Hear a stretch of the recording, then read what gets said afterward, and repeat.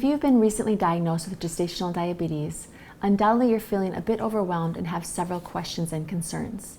Your Oakdale OB team is here to reassure you that there are some simple strategies to help you get started to ensure your health and your baby's growth.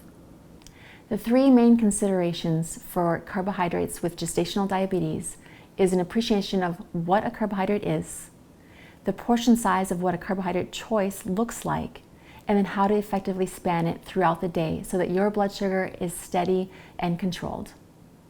When you start counting carbohydrates, it's important to realize that food is made up of three big or macronutrients. Those include protein, fats, and carbohydrates. So in order to help you appreciate all the different food sources of carbohydrates, you can sometimes think about what a carbohydrate isn't. If you're eating purely protein, which could include animal meat or cheese or eggs, that is not going to impact your blood sugar. Also, fats such as olive oil, butter, otherwise nuts or seeds, they will not impact your blood sugar as well. So the goal in gestational diabetes is to really appreciate, number one, what is a carbohydrate? Those are going to be the food sources from the grains, the fruits, milk and yogurt, and of course, any of our treats that we like to enjoy. Once you appreciate the food sources of carbohydrates, the second goal is to span it out consistently throughout the day. That way you're not overwhelming your body with a large surge of carbohydrate at one time.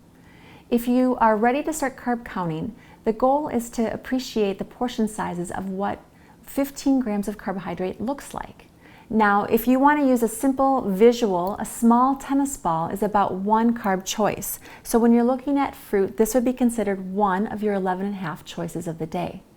Otherwise, you can certainly use measuring cups for grains and pastas, different items like even canned beans. And so about 1/3 of a cup is one carb choice of any grain, or about 1/2 a cup for beans. 8 ounces of milk will also provide about one carb choice, or one slice of bread or half of a bun. So as you're navigating these initial days, try to just eat small amounts of carbohydrates spread throughout the day so that your body can tolerate it the best, and that will support the growth of your child as well.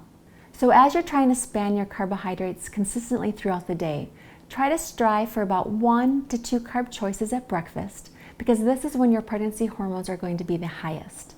Typically a high protein breakfast with eggs and possibly one slice of toast or one serving of fruit, it helps my moms fare the best in the mornings. 1 to 2 carb choices is also ideal for snacks, mid-morning, mid-afternoon, and late evening. And then for lunch and dinner, you can have a little bit more flexibility. Try to strive for around 3 to 4 carb choices, otherwise known as 45 to 60 grams of total carbohydrate for your main meals. These simple strategies will help you get started and feel like you're able to manage your blood sugar until you have more information as your pregnancy progresses in your work with your OB team. Another consideration as you're choosing your carbohydrate sources is that the closer to the earth that you're eating, the more whole food choices that you're making, the better effect on your blood sugar. The higher the fiber, which is going to come from fruits, whole grains, and vegetables, you'll notice that you'll feel a much more steady blood sugar throughout the day.